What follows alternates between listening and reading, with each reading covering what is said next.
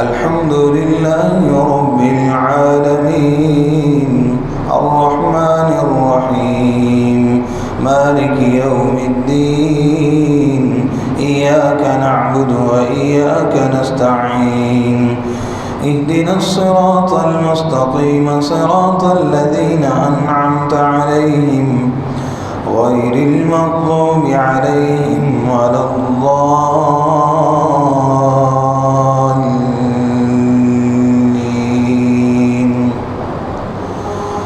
تبارك الذي بيده الملك وهو على كل شيء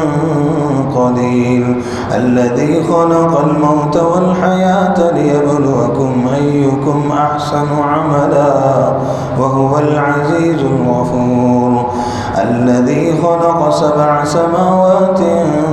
طباقا ما ترى في خلق الرحمن من تفاوت فارجع البصر هل ترى من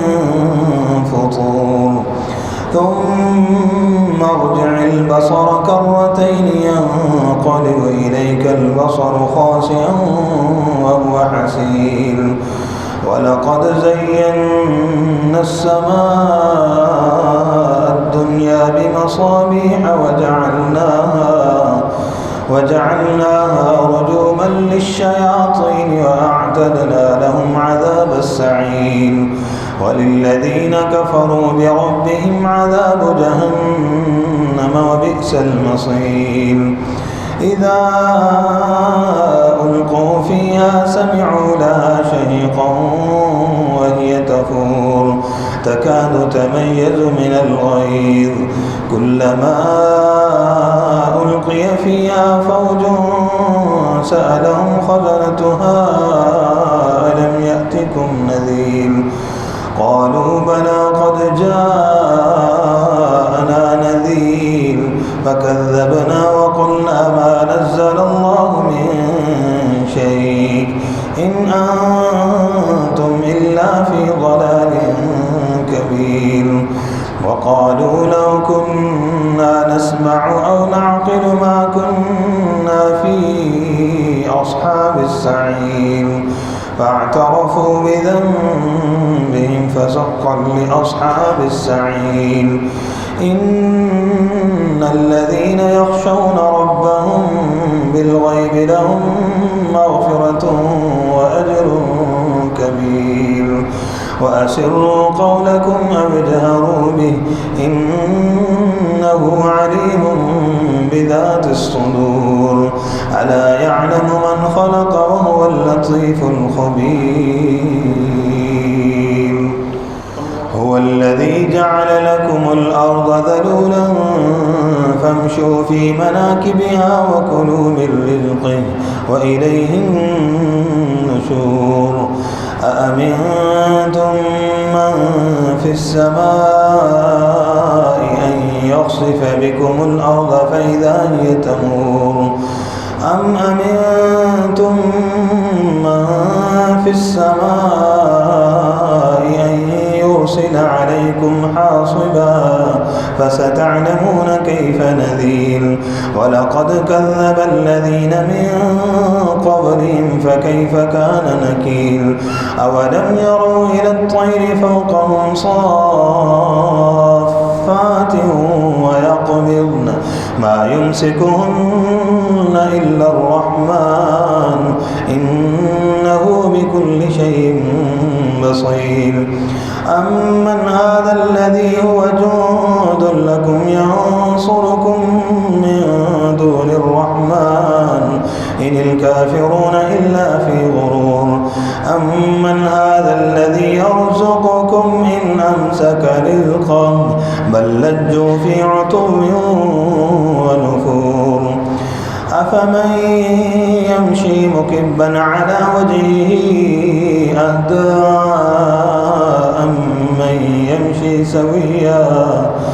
أمن يمشي سويا على صراط مستقيم قل هو الذي أنشأكم وجعل لكم السمع والأبصار والأفئدة قليلا ما تشكرون قل هو الذي ذراكم في الأرض وإليه تحشرون ويقولون متى هذا الوعد إن كنتم صادقين قل إنما العلم عند الله وإنما أنا نذير مبين فلما رأوه زلفة سيئت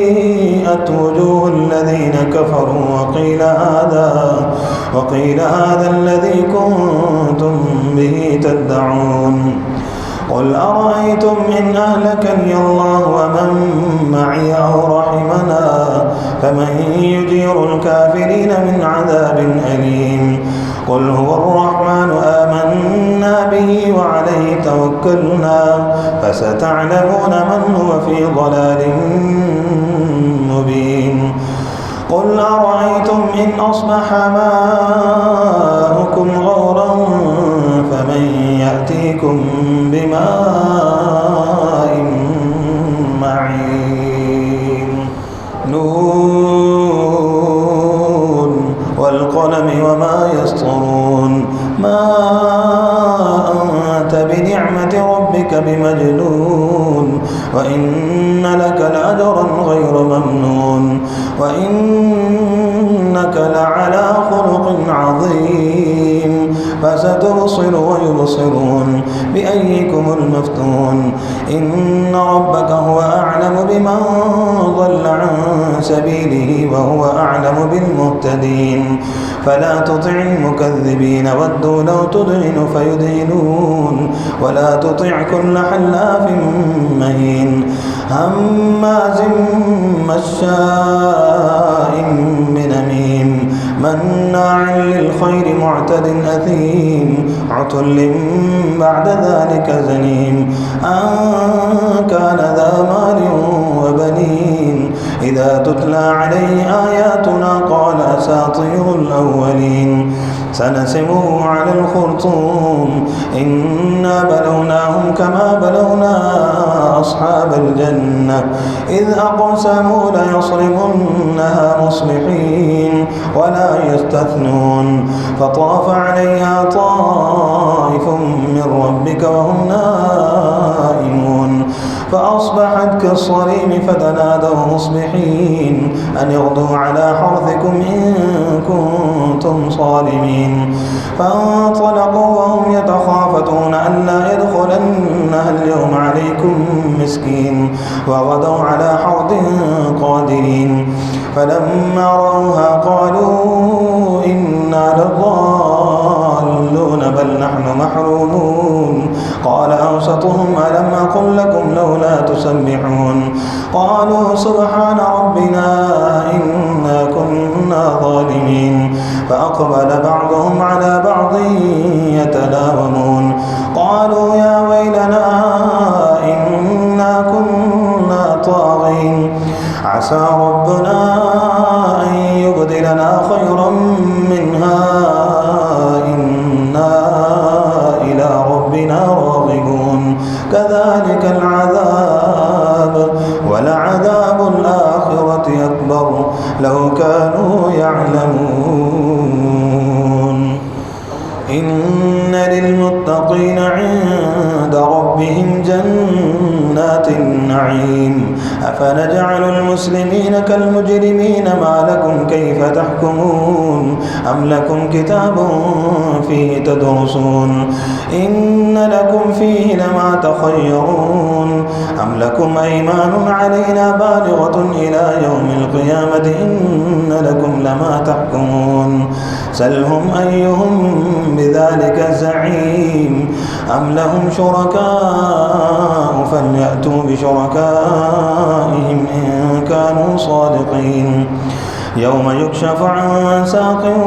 ويدعون إلى السجود فلا يستطيعون خاشعة أبصارهم ترهقهم ذلة وقد كانوا يدعون إلى السجود وهم سالمون فذرني ومن يكذب بهذا الحديث سنستدرجهم من حيث لا يعلمون وأملي لهم إن كيدي متين أم تسألهم أجرا فهم من مغرم مثقلون أم عندهم الغيب فهم يكتبون فاصبر لحكم ربك ولا تكن كصاحب الحوت إذ نادى وهو مكذوم لولا أن تداركه نعمة من ربه لنبذ بالعراء وهو مذموم فاجتباه ربه فجعله من الصالحين وإن يكاد الذين كفروا ليزلقونك بأبصارهم لما سمعوا الذكر ويقولون إنه لمجنون وما هو إلا ذكر للعالمين الحاقة ما الحاقة وما أدراك ما الحاقة كذبت ثمود وعاد بالقارعة فأما ثمود فأهلكوا بالطاغية وأما عاد فأهلكوا بريح صرصر عاتية سخرها عليهم 7 ليال و8 أيام حسوما فترى القوم فيها صرعا كأنهم أعجاز نخل خاوية فهل ترى لهم من باقية وجاء فرعون ومن قبله والمؤتفكات بالخاطية فعصوا رسول ربهم فأخذهم أخذة رابية إنا لما طغى الماء حملناكم في الجارية لنجعلها لكم تذكرة وتعيها أذن واعية فإذا نفخ في الصور نفخة واحدة وحملت الأرض والجبال فدكتا دكة واحدة فيومئذ وقعت الواقعة وانشقت السماء فهي يومئذ واهية والملك على أرجائها ويحمل عرش ربك فوقهم يومئذ 8 يومئذ تعرضون لا تخفى منكم خافية فأما من أوتي كتابه بيمينه فيقول هاؤم اقرءوا كتابيه إني ظننت أني ملاق حسابيه فهو في عيشة راضية في جنة عالية قطوفها دانية كلوا واشربوا هنيئا بما أسلفتم في الأيام الخالية وأما من أوتي كتابه بشماله فيقول يا ليتني لم أوت كتابيه ولم أدر ما حسابيه يا ليتها كانت القاضية ما أغنى عني ماليه هلك عني سلطانيه خذوه فغلوه ثم الجحيم صلوه ثم في سلسلة ذرعها 70 ذراعا فاسلكوه إنه كان لا يؤمن بالله العظيم ولا يحض على طعام المسكين فليس له اليوم هاهنا حميم ولا طعام إلا من غسلين لا يأكله إلا الخاطئون فلا أقسم بما تبصرون وما لا تبصرون إنه لقول رسول كريم وما هو بقول شاعر قليلا ما تؤمنون ولا بقول كاهن قليلا ما تذكرون تنزيل من رب العالمين ولو تقول علينا بعض الأقاويل لأخذنا منه باليمين ثم لقطعنا منه الوتين فما منكم من أحد عنه حاجزين وإنه لتذكرة للمتقين وإنا لنعلم أن منكم المكذبين وإنه لحسرة على الكافرين وإنه لحق اليقين فسبح باسم ربك العظيم سأل سائل بعذاب واقع للكافرين ليس له دافع من الله ذي المعارج تعرج الملائكة والروح إليه في يوم كان مقداره 50,000 سنة فاصبر صبرا جميلا إنهم يرونه بعيدا ونراه قريبا يوم تكون السماء كالمهل وتكون الجبال كالعهن ولا يسأل حميم حميما يبصرونهم يود المجرم لو يفتدي من عذاب يومئذ ببنيه وصاحبته وأخيه وفصيلته التي تؤويه ومن في الأرض جميعا ثم ينجي كلا إنها لظى نزاعة للشوى تدعو من أدبر وتولى وجمع فأوعى إن الإنسان خلق هلوعا إذا مسه الشر جزوعا وإذا مسه الخير منوعا إلا المصلين الذين هم على صلاتهم دائمون والذين في أموالهم حق معلوم للسائل والمحروم والذين يصدقون بيوم الدين والذين هم من عذاب ربهم مشفقون إن عذاب ربهم غير مأمون والذين هم لفروجهم حافظون إلا على أزواجهم أو ما ملكت أيمانهم فإنهم غير ملومين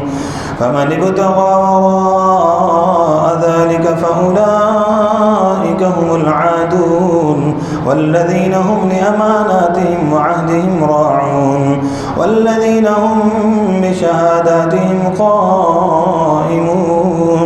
والذين هم على صلاتهم يحافظون أولئك في جنات مكرمون فما للذين كفروا قبلك مهطعين عن اليمين وعن الشمال عزين أيطمع كل امرئ منهم أن يدخل جنة نعيم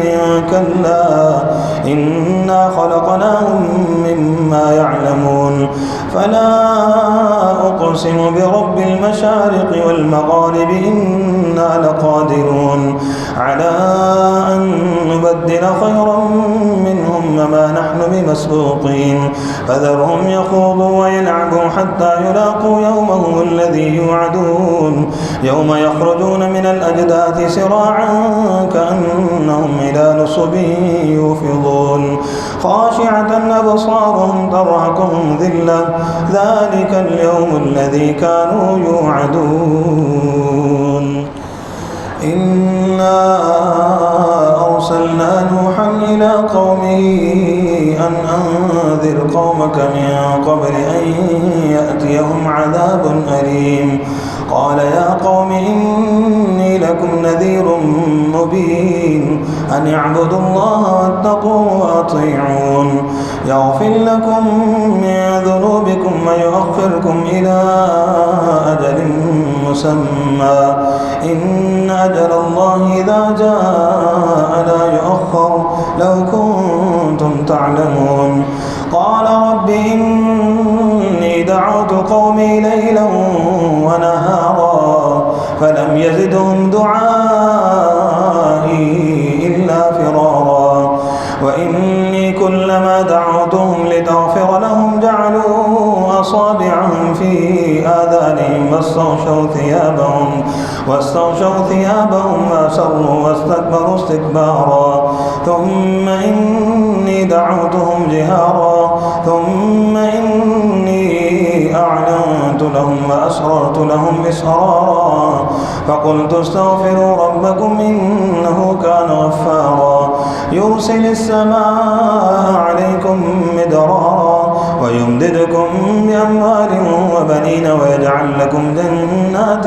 ويجعل لكم أنهارا ما لكم لا ترجون لله وقارا وقد خلقكم أطوارا ألم تروا كيف خلق الله 7 سماوات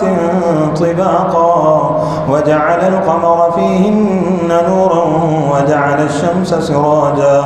والله أنبتكم من الأرض نباتا ثم يعيدكم فيها ويخرجكم إخراجا والله جعل لكم الأرض بساطا لتسلكوا منها سبلا فجاجا قال نوح رب إنهم عصوني واتبعوا من لم يزده ماله وولده إلا خسارا ومكروا مكرا كبارا وقالوا لا تذرن آلهتكم ولا تذرن ودا ولا سواعا ولا يغوث ويعوق ونسرا وقد أضلوا كثيرا ولا تزد الظالمين إلا ضلالا مما خطيئاتهم أغرقوا فأدخلوا نارا فلم يجدوا لهم من دون الله أنصارا وقال نوح رب لا تذر على الأرض من الكافرين ديارا إنك إن تذرهم يضلوا عبادك ولا يلدوا إلا فاجرا كفارا رب اغفر لي ولوالدي ولمن دخل بيتي مؤمنا وللمؤمنين والمؤمنات ولا تزد الظالمين إلا تبارا الحمد لله رب العالمين الرحمن الرحيم مالك يوم الدين إياك نعبد وإياك نستعين اهدنا الصراط المستقيم صراط الذين أنعمت عليهم غير المغضوب عليهم ولا الضالين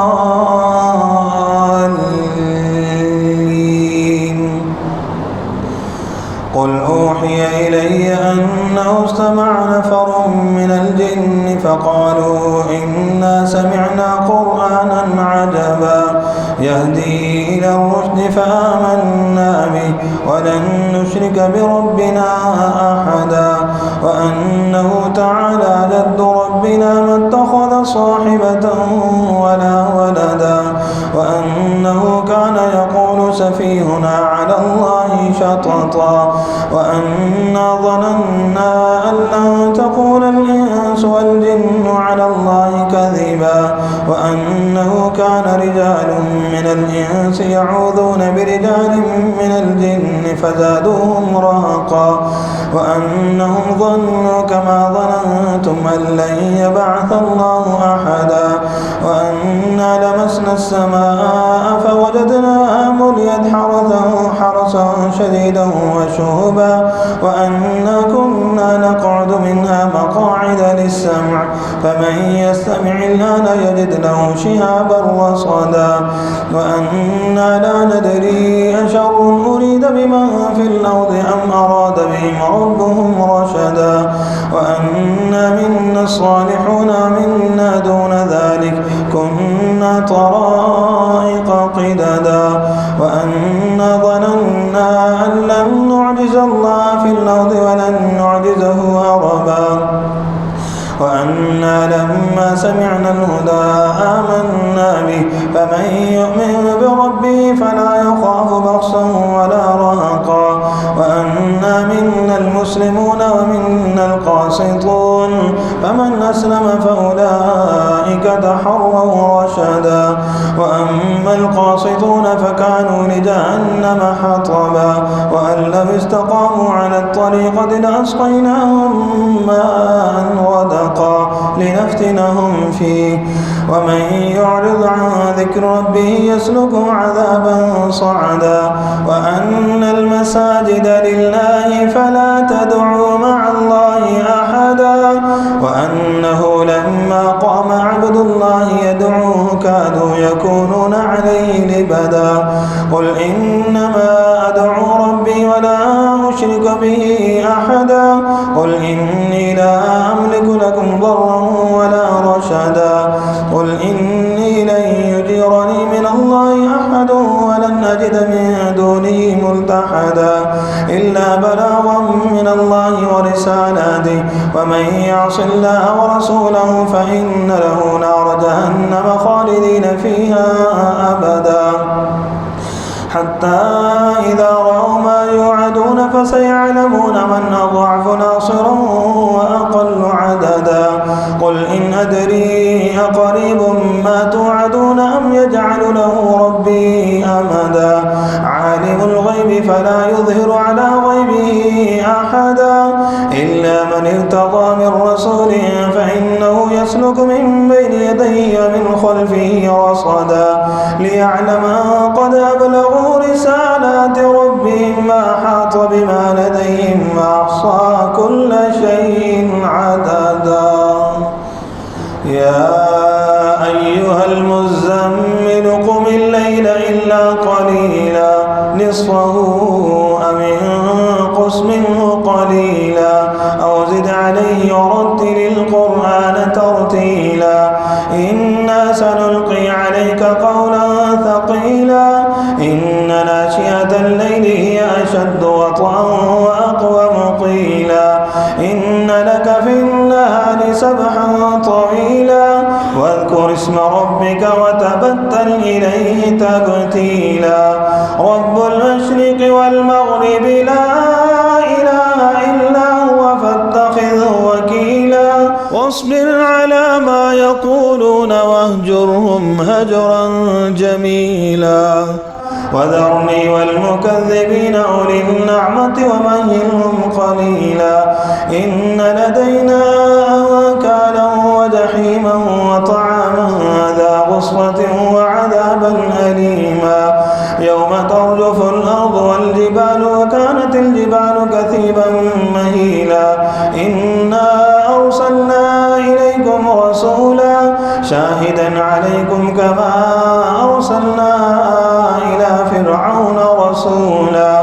فعصى فرعون الرسول فأخذناه أخذا وبيلا فكيف تتقون إن كفرتم يوما يجعل الولدان شيبا السماء منفطر به كان وعده مفعولا إن هذه تذكرة فمن شاء اتخذ إلى ربه سبيلا إن ربك يعلم أنك تقوم أدنى من ثلثي الليل ونصفه وثلثه وطائفة من الذين معك والله يقدر الليل والنهار علم أن لن تحصوه فتاب عليكم فاقرؤوا ما تيسر من القرآن علم أن سيكون منكم مرضى وآخرون يضربون في الأرض يبتغون من فضل الله وآخرون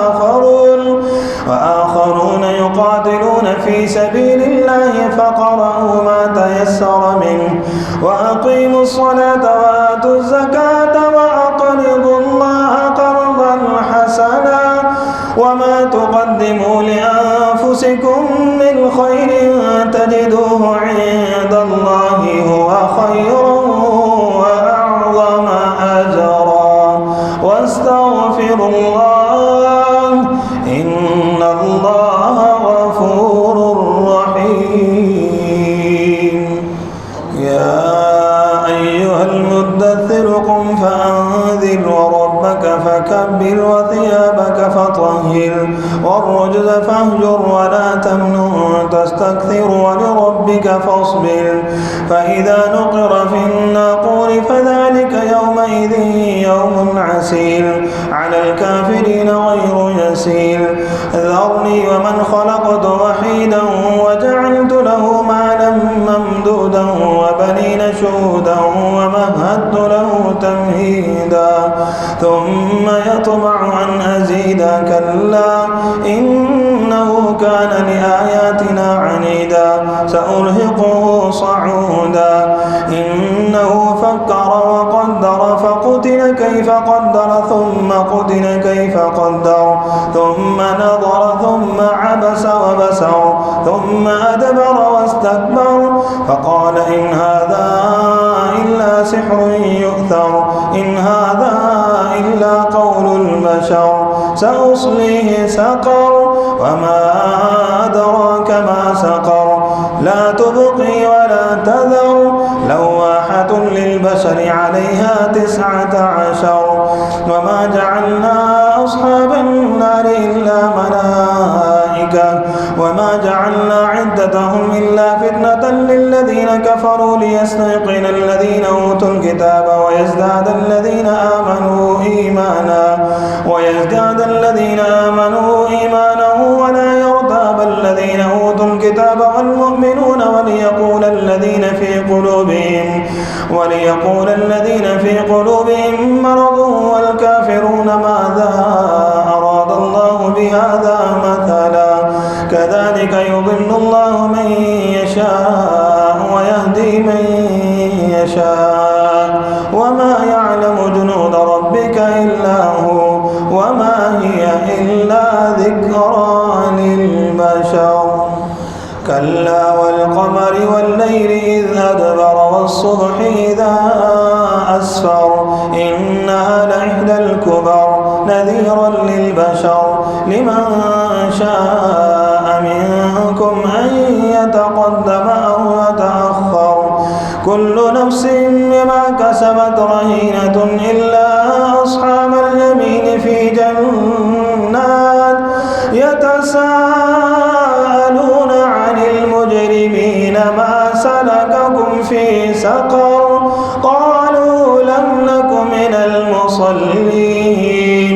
ولم نك نطعم المسكين وكنا نخوض مع الخائضين وكنا نكذب بيوم الدين حتى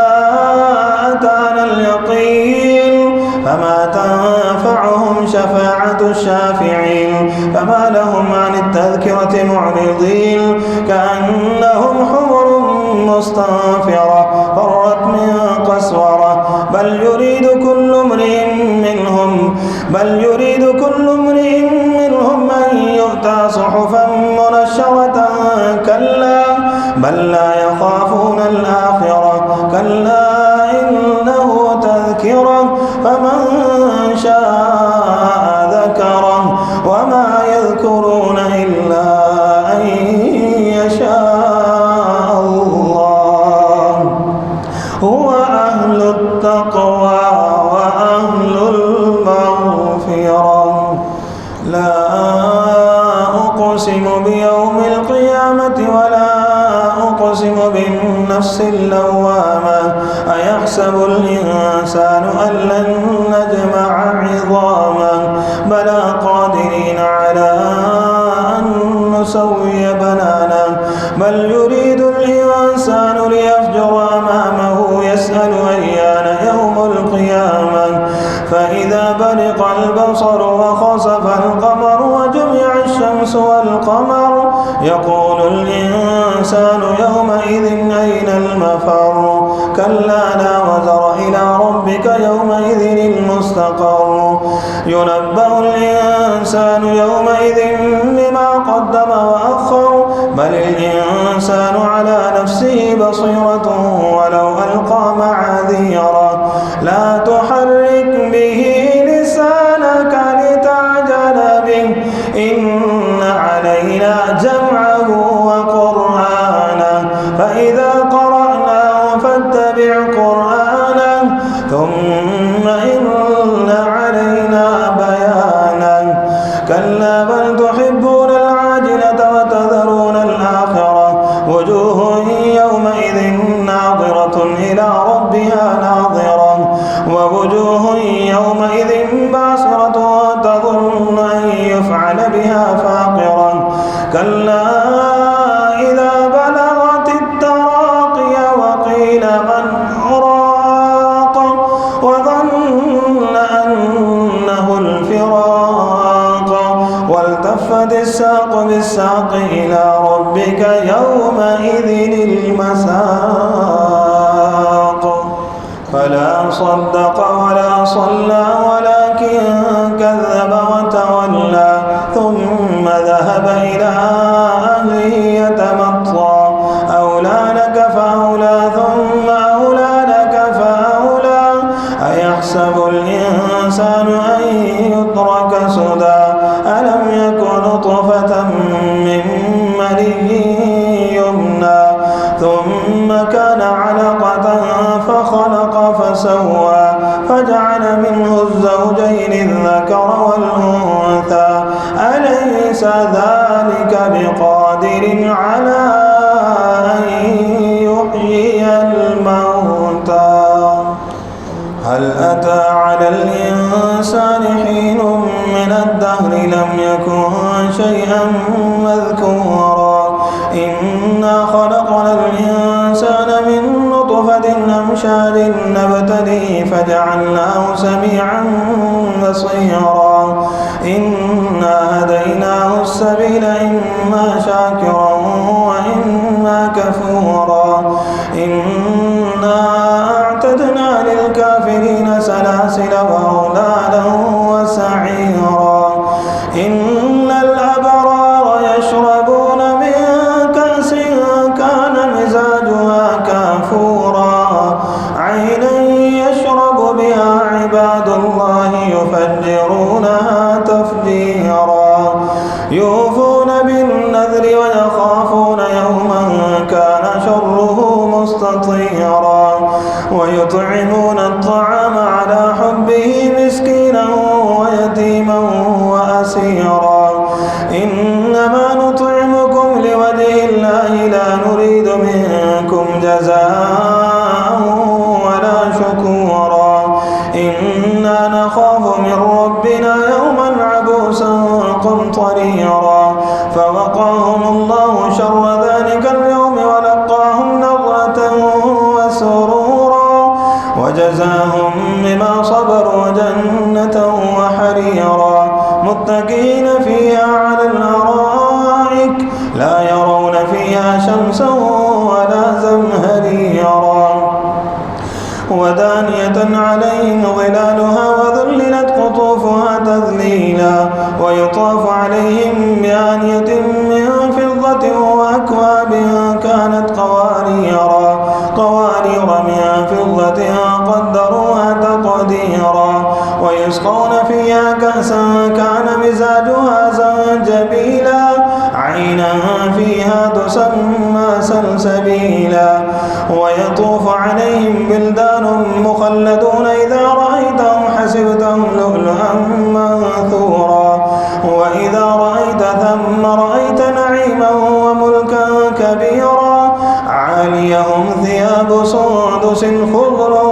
واستبرق وحلوا أساور من فضة وسقاهم ربهم شرابا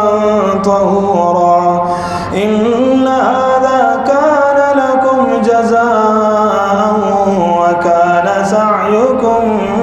مشكورا إنا نحن نزلنا عليك القرآن تنزيلا فاصبر لحكم ربك ولا تطع منهم آثما أو كفورا واذكر اسم ربك بكرة وأصيلا ومن الليل فاسجد له وسبحه ليلا طويلا إن هؤلاء يحبون العاجلة ويذرون وراءهم يوما ثقيلا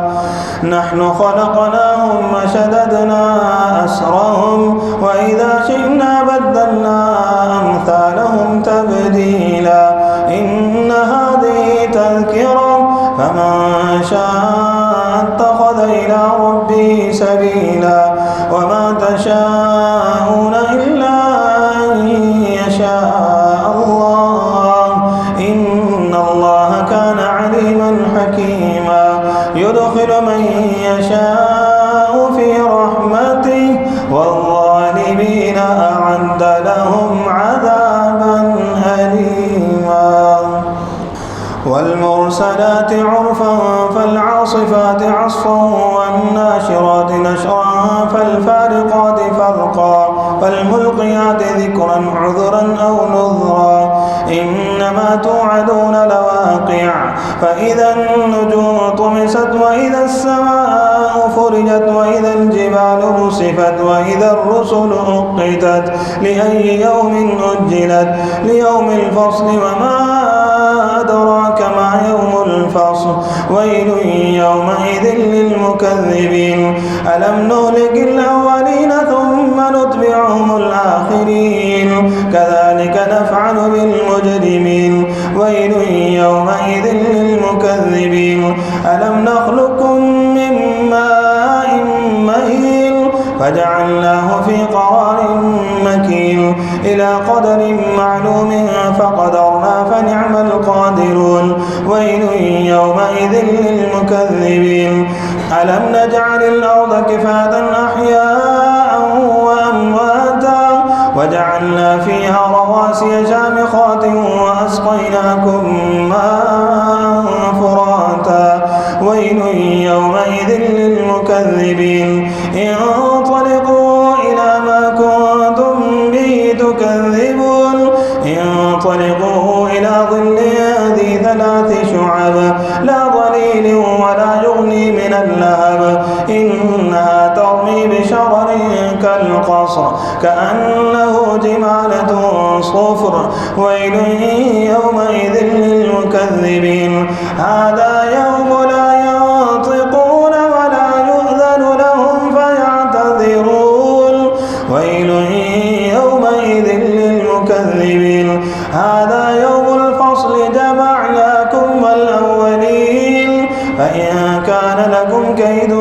فكيدون ويل يومئذ للمكذبين إن المتقين في ظلال وعيون وفواكه مما يشتهون كلوا واشربوا هنيئا بما كنتم تعملون إنا كذلك نجزي المحسنين ويل يومئذ للمكذبين كلوا وتمتعوا قليلا إنكم مجرمون ويل يومئذ للمكذبين وإذا قيل لهم اركعوا لا يركعون ويل يومئذ للمكذبين فبأي حديث بعده يؤمنون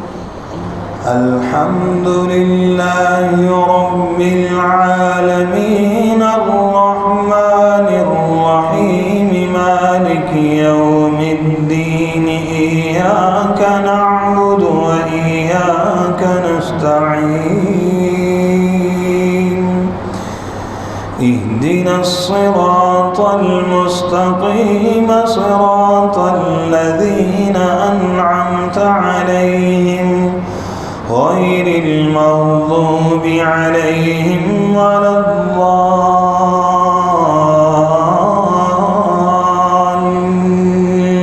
الضالين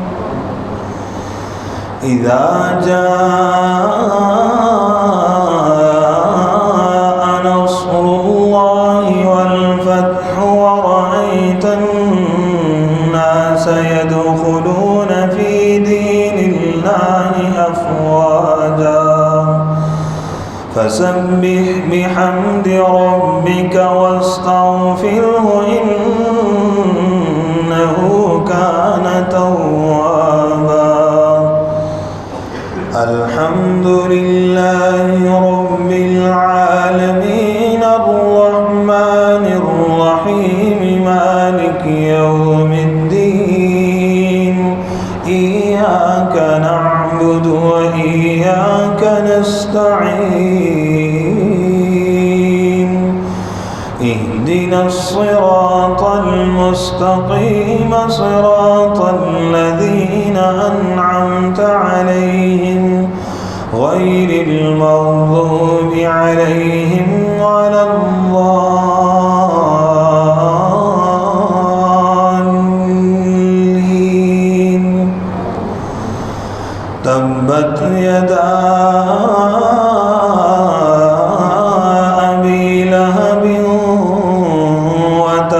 فما أغنى عنه ماله وما كسب سيصلى نارا ذات لهب وامرأته حمالة الحطب في جيدها حبل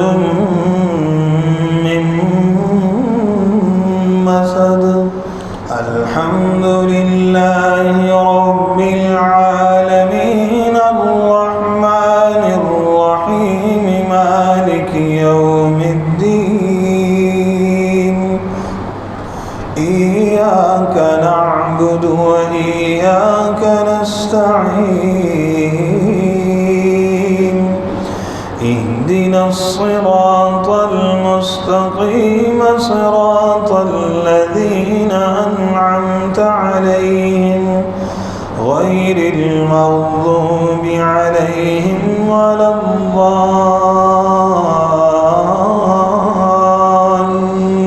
الضالين.